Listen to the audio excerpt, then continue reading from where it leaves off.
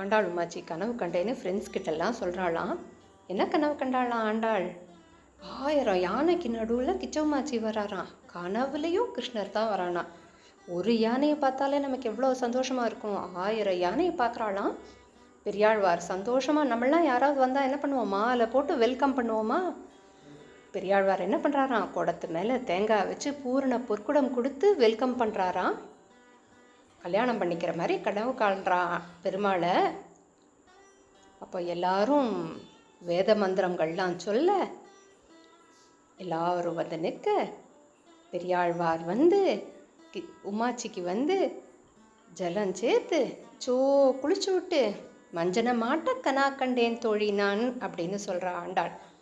குளிக்கிற மாதிரி கனவு கண்டேன் அப்படின்னு சொல்கிறா ஃப்ரெண்ட்ஸ் கிட்ட. கல்யாணத்தில் என்ன என்ன பண்ணுவாளோ அவ்வளோத்தையும் கனவாக காண்றா ஆண்டாள். கண்டினியூஸாக மஞ்சனை மாட்ட கனா கண்டேன். கிச்சோ மச்சிச்சோ குளிச்சாச்சு. அடுத்து என்ன பண்ண போகிறா?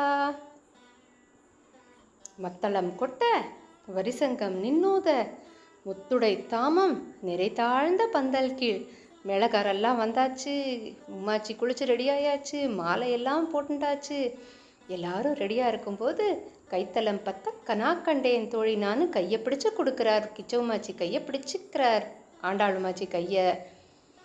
அப்புறம் என்ன பண்ணுறார்? நன்னா பாருங்கோ, அம்மி மிதிக்கிறதுக்கு கனா கண்டேன் தோழினாங்கிறார். அம்மி மிதிச்சு மெட்டி போட்டு விட்றாராம். இப்படியே சந்தோஷமாக சொல்கிறார். நாளைக்கு என்ன ஆறுதுன்னு பார்ப்போமா?